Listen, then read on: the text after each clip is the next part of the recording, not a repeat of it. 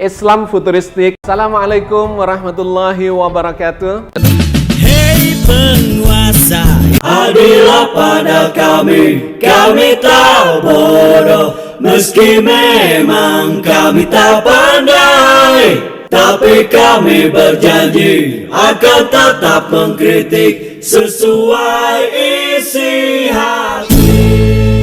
Berbicara tentang kemajuan teknologi seolah tak pernah lepas dengan seorang pakar kelahiran Bandung 17 Agustus tahun 1962, Ono Widodo Purbo. Namanya yang populer dengan serangkaian prestasi gemilang, karya, dan banyak penghargaan seringkali menghiasi berbagai media. Ono, begitu ia disapa, merupakan wisudawan terbaik Teknik Elektro Institut Teknologi Bandung pada tahun 1987 yang kemudian melanjutkan studi magister dan doktoral di Kanada. Pelopor dunia IT yang menggagas program RT-RW-Net ini adalah orang yang berjasa dengan adanya internet di Indonesia. Ia juga memprakarsai pendirian Computer Network Research Group pada tahun 1994. Karya inovatif Ono yang lain adalah Wajan Polik, yakni koneksi internet tanpa kabel sebagai solusi alternatif untuk mengakses internet murah. Kini, selain sibuk menulis artikel, mengisi workshop dan seminar di bidang teknologi, Ono aktif menyebarkan ilmu Open Base Transceiver Station, bagaimana membangun BTS Mini untuk berkomunikasi. Mas Ono ada di sini. Open BTS, asal katanya adalah open source, BTS adalah Base Transceiver Station. Open source artinya softwarenya kebuka. Kebuka dalam arti semua source code-nya ada, jadi kita bisa bikin lagi itu software. Beres ya? Jadi open source tuh karena source code-nya kebuka. Nah, sekarang BTS. BTS adalah Base Transceiver Station, adalah transceiver adalah transmitter dan receiver. Transmitter receiver artinya dia bisa mancar, bisa nerima. Oke, station ya stasiun radio mancar nerima. Base artinya dia ada di base di sini. Jadi BTS adalah radio yang ada di tower-tower punya seluler ini. Tapi source code-nya kebuka semua. Konsekuensinya, kita semua bisa bikin. Prinsipnya versi sederhana banget ya. Versi benernya pusing kepala. Versi sederhananya cuman gini doang. Cara kerjanya kira-kira kayak sound card. Ini makhluknya ini. Jadi fungsinya adalah mengubah sinyal digital jadi sinyal radio. Kalau soundcard kan sinyal digital, suara MP3, bentuknya digital di komputer, dibikin jadi suara. Itu soundcard. Kalau Open BTS itu dia sama juga digital juga, dijadiin radio. Fungsinya seperti itu.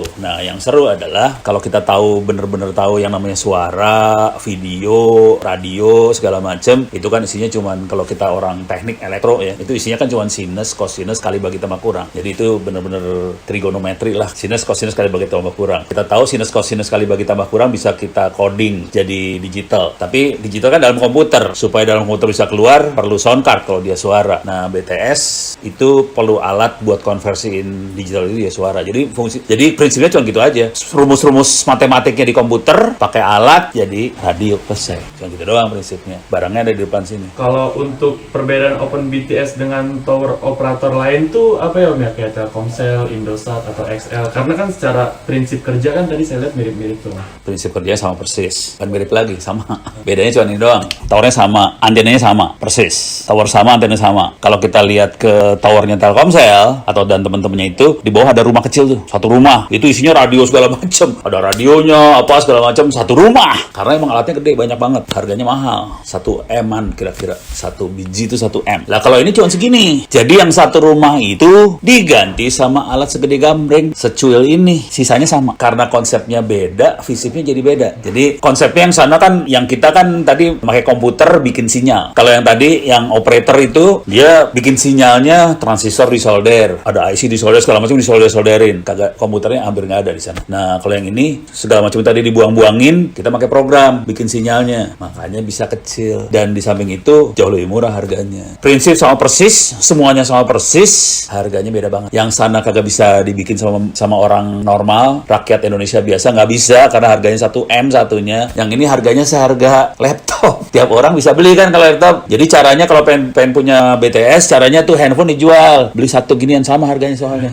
Untuk alasannya, kenapa ya Om ya Open BTS tidak bisa komersil? Secara teknologi bisa komersial. Jadi karena ini sama antara Open BTS sama yang dipakai operator, ini sama persis. Sebetulnya operator bisa pakai Open BTS, nggak masalah. Terus kalau kita ngelihat ke dalamnya operator, sekarang mereka pakai Open BTS sih. Terutama yang ditaruh di desa karena murah. Jadi mereka pakai itu. Nggak usah disebut operatornya, tapi ada operator Indonesia yang udah masang sekitar 20-an sih di desa 4G. Itu Open BTS itu. Yang bikin, yang nyebelin yang bikin. Yang bikinnya India, sakit hati. Kita bisa bikin, dia beli dari India kan sakit. Jadi secara teknologi bisa, cuman ada masalah. Aturan di Republik Indonesia yang boleh pakai ini hanya operator. Jadi masalah itu. Jadi kalau kita bukan operator, secara aturan tidak boleh pakai Open BTS itu. Secara teknologi bisa, tapi secara aturan nggak boleh. Pertanyaannya selanjutnya adalah, terus emang kalau kita bisa beli, terus kita nggak bisa masang kan? Ternyata bisa. Pada zaman dulu kala memang kita nyolong-nyolong masangnya. Dulu kala ya masih nyolong-nyolong. Tapi akhirnya yang nyolong ya teman-teman juga sih di Papua, di Wamena. Sekitar Top Bogen ini sih, sekitar 9 jam dari Wamena. Naik mobil 9 jam. 9 jam di Papua itu jauh, deket ya. Soalnya jalannya kan naik turun segala macam.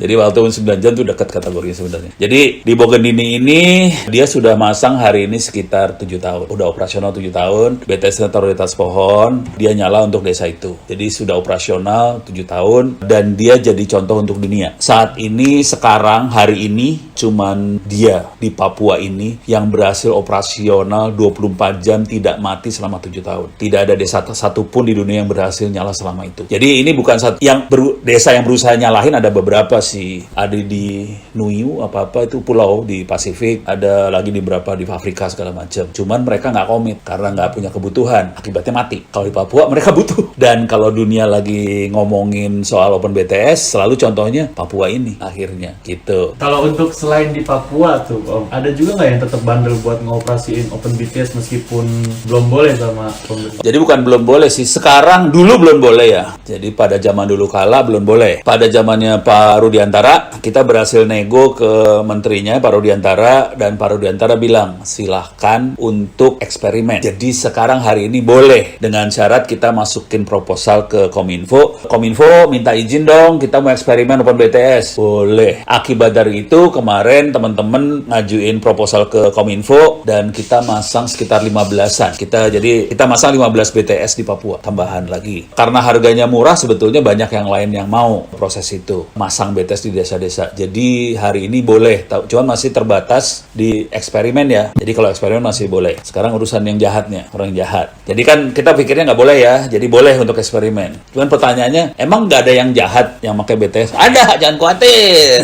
Ini contoh paling jahat yang sudah dioperasikan di meja ini. Jadi nanti bisa lihat screenshotnya. Ini BTS-nya lagi di set jadi Singtel. Apa itu Singtel tuh? Singtel tuh Singapura Telecom. Singapura Telecom dioperasiin di Jakarta. Kan ngehe banget ya. Nggak boleh itu, secara hukum nggak boleh. Karena ini BTS bisa kita set dari jadi operator apa aja, kita bisa jadi siapa aja sih. Saya bisa jadi Singapura, jadi Telstra, Telecommunication Australia, bisa jadi AT&T Amerika, suka-suka ini mah bisa di set. Dan datanya, parameter yang harus disetnya ada di Wikipedia. Mesti disebar luasin. Ya emang itu adalah informasi yang terbuka. Artinya settingan Singtel seperti ini, settingan telepon Australia kayak gimana, AT&T Amerika kayak gimana, ada di Wikipedia semua. Jadi tadi tuh saya nyari dulu di Wikipedia. Singtel berapa sih? Oh segini di set. Oh oke, jadi Singtel. Jadi beres. Jadi itu nggak boleh. Tapi saya waktu itu pernah di Oman, di Arab, ngasih workshop buat orang Arab tentang bagaimana cara bikin BTS sendiri. Ini dibawa ke Arab, jangan khawatir. Saya bawa ke Arab, dinyalain di Arab. Cuman nggak bisa dong saya jadi operator Arab ya. Kan nanti bedanya apa? Ya udah, di Arab dinyalain. Karena kita merah putih bangsa Indonesia, saya jadi Telkomsel dong. Ya coba, jadi lagi ceramah gitu kan. Ya coba handphonenya di scan, ada operator apa? Kok ada Telkomsel no? Ya suka-suka gue yang bikin operator. Jadi stres itu, satu ruangan conference stres semua karena jadi Telkomsel. Bayangkan sekarang gini, itu kejahatan pertama ya. Jadi kita pura-pura jadi operator lain. Secara hukum nggak boleh ya. Jangan pernah ngerjain kayak gini. Tapi kita kepaksa ngerjain kayak gini untuk demo. Untuk demo kepaksa ngerjain kayak gini. Soalnya kan nanti kalau ini bisa jadi Telkomsel kan kita bingung ya. Telkomsel yang bohong sama bener kan kita nggak tahu kan. Jadi kepaksa untuk demo kita harus set untuk jadi operator lain. Biasanya operator negeri lain, negara lain. Terus kita bisa set bahwa yang boleh nyambung hanya SIM card Telkomsel. Bisa di set. Ini sekarang di settingnya semua SIM card boleh nyambung, lebih gila.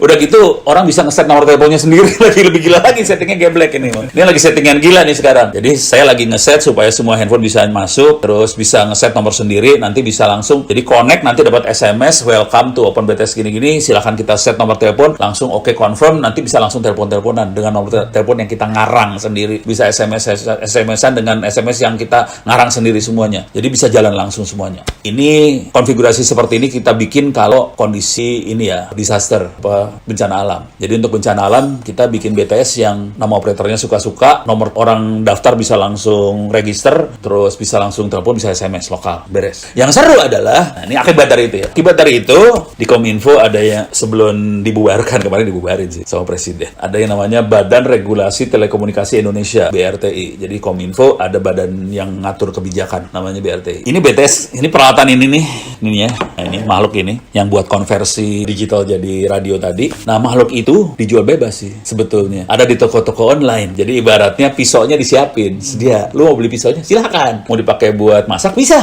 Mau pakai buat bunuh orang? Bisa. Namanya juga pisau. Bisa masak, bisa bunuh orang. Dua-duanya bisa. Sekarang urusan perbandingan harga. Tadi harga kira-kira ini kan 1-2 M. Yang ini harganya, barangnya buat konversinya itu harganya cuman sekitar $600-an. Jadi sekitar 10 juta lah. Dibuletin ke atas ya, 10 juta rupiah. Karena nggak ada di toko-toko online Indonesia, tekniknya buat masukinnya kepaksa kita harus turunin di Singapura. Terus kita terbang ke Singapura untuk ambil tuh barang dari Singapura untuk dapat 10 juta. Kalau masukin ke Indonesia langsung dicekal sama bandara. Jadi bandara akan nyekal barang itu karena dilarang sama Kominfo. Jadi sekarang kondisinya kita harus ke Singapura. Bisa dapat sih. Karena di Singapura kan nanti dibongkar aja, ditenteng. Kemarin teman-teman pas nenteng ditanya, "Ini apa?" "Ini amplifier." Masuk.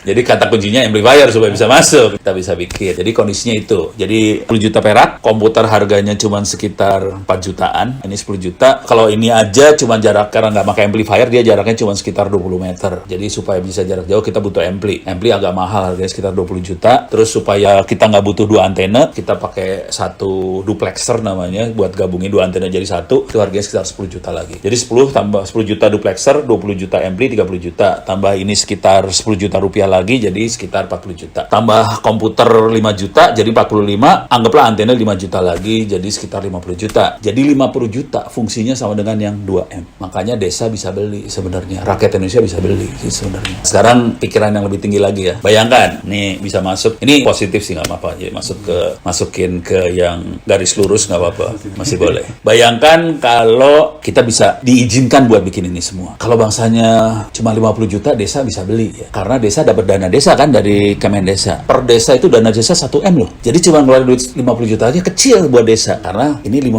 dana desa paling jelek 500 juta lah. Kalau ini 50 juta bisa beli kan? Nah, bayangkan ada 80 ribu sih. Desa itu ada sekitar 80 ribu di Indonesia. Anggaplah 10% aja yang mau pengen BTS ini. Jadi 8 ribu BTS nih ya di Indonesia. Itu akan menjadi yang paling besar di seluruh dunia. Jadi dunia nggak ada yang sebesar Indonesia. Akibatnya apa yang terjadi? Kalau itu terjadi, kalau presidennya punya visi yang ke depan, kalau Menteri Kominfo-nya punya visi ke depan, bangsa Indonesia jadi yang mimpin di dunia urusan telekomunikasi masuk desa. Dan kita bisa bikin itu semua sendiri. Yang apa yang terjadi? Kalau kita udah mimpin, ini bayangin cara berpikirnya gini. Bayangkan yang butuh telepon masuk desa siapa sih? Emang cuma Indonesia kan? Enggak ya? Orang Afrika juga butuh ya? Orang Brasil juga butuh, yang di hutan-hutan Amazon butuh tuh. Yang di Peru apa segala macam. Pokoknya di dunia ini, kalau lihat dunia di bagian selatan lah, butuh banget. Oke, selatan butuh. Kalau dunia utara mungkin bangsanya Mongolia kayak gitu tuh butuh juga ya. Di Rusia yang di beku-beku gitu, di Siberia mungkin butuh juga. Cuman mereka kan, orang Rusia kan pintar-pintar, jadi nggak akan mau dia melihat ke Indonesia. Tapi kalau Mongolia masih mau lah. Daripada yang lihat Cina, dia mendingan lihat Indonesia, lebih cakep. Nah, yang selatan jelas butuh banget. Bayangkan kalau kita bisa bikin, pertanyaan sederhana aja. Kira-kira orang Afrika, orang Amerika Selatan, orang Nepal, Bhutan, mending kerja sama Indonesia atau mending kerja sama Amerika sama Jepang? Kalau kita punya teknologi sendiri dan kita bisa punya solusi buat desa-desa, kemungkinan desa di Afrika mending kerja sama Amerika, Jepang, atau Indonesia. Pasti mikirnya Amerika kan ya? Iya. Salah. Mending ke Indonesia dia. Jadi gini cara berpikirnya. Cara pola pikirnya dunia tuh gini. Kalau dia kerja sama Amerika, Amerika tuh orangnya pinter, orangnya kaya. Solusinya biasanya karena dia berada di ekosistem yang kaya, solusinya lebih cocok buat orang kaya dan pinter. Indonesia, orangnya kan nggak kaya ya. Orangnya ya agak pinter lah, tapi nggak sepinter orang Amerika lah ya. Jadi solusinya kita lebih cocok buat orang yang nggak kaya sama nggak terlalu pinter. Harganya dijamin halal lebih murah daripada Amerika sama sama Jepang dan teman-temannya. Ya udah, kita orang mereka mending ngomong sama orang Indonesia. Dan jangan itu kejadian sama saya juga. Saya keliling dunia gara-gara mereka nanya, "No, gimana solusinya?" Udah, caranya gini-gini. Waduh, datang ke negara saya dong, ajarin bangsa kita. Gitu. Kan bangsa mereka juga tolol ya. Jadi harus kita ajarin, harus Indonesia yang ngajar karena emang kita lebih pintar daripada bangsa-bangsa itu gitu. Semoga Allah senantiasa menuntun kita di jalan yang diridhoinya. Amin, amin, amin ya rabbal alamin. Aku qouli hadza, astaghfirullah li wa lakum. Wassalamualaikum warahmatullahi wabarakatuh. Terima kasih.